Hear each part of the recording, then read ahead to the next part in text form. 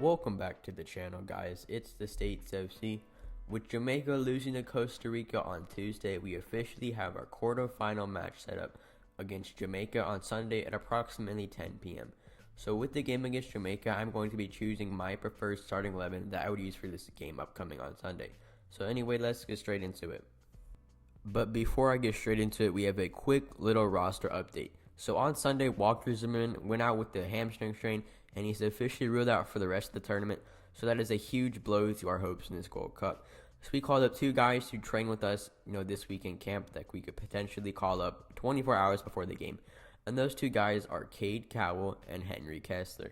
Cade Cowell, I don't know why he wasn't on the roster.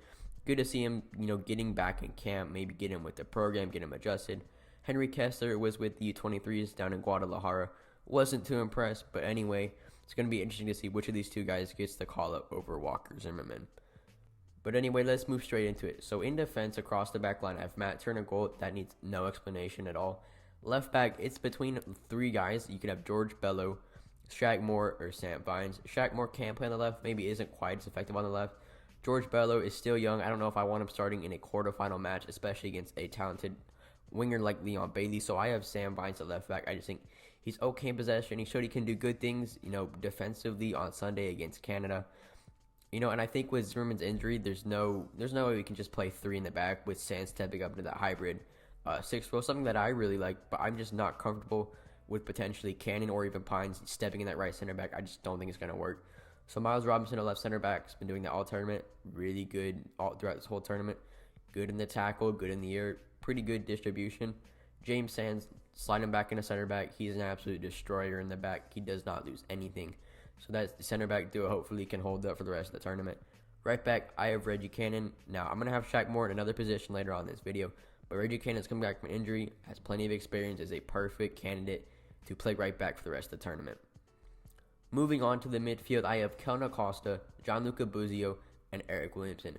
I'm going to have Kelvin Acosta at the 6 because I just think he's the best, most mobile guy. He's pretty good with the ball at his feet, can distribute. And he's somewhat of a destroyer, can actually win a tackle and, cover a lot of ground. And at those two deletes, I have Gianluca Buzio and Eric Williamson. Both of those guys are very good at progressing the ball forward. Both are very technical. I think Gianluca Buzio, he's such a good playmaker, when you get to that final third from a midfield point of view. Eric Williamson is so tight in the ball. Yes, not the greatest defensively, neither is Gianluca Buzio. So that's why I would slide Kelvin Acosta in the 6, let Eric Williamson, Gianluca Buzio move the ball forward. Eric Williamson is really good with the ball at his feet. He's, very tight. He can turn really quickly. So I just think this is the most balanced midfield. Yes, I know the Jet is the most experienced, but I think Williamson and Buzio are the most technical and could definitely do the most damage when given the opportunities. Really close, but this is my preferred midfield trio that I would use. I just think it's just so well-rounded. Moving into that final third, on the left wing, I have Matthew Hoppe.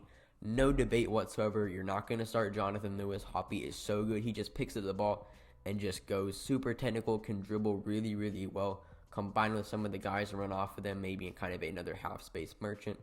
Daryl DK up top, he must start over Giaski's Artis and potentially Cade Cowell.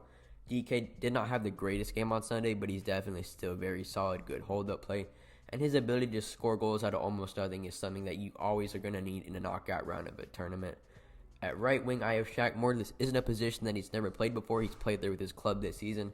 And I just think with Reggie Cannon coming back, there's no need to drop Cannon and Moore.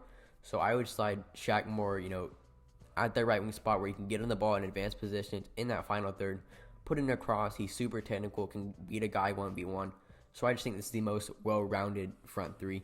Not a huge fan of Cade Cowell starting, 3 days just coming into camp. I think these guys have been in camp for a while. They know what they're doing. They know the system. They're all really good in their own rights. Not going to pull the trigger and start Cade Cowell just yet, but I think this is the best starting 11 that we could use for this tournament.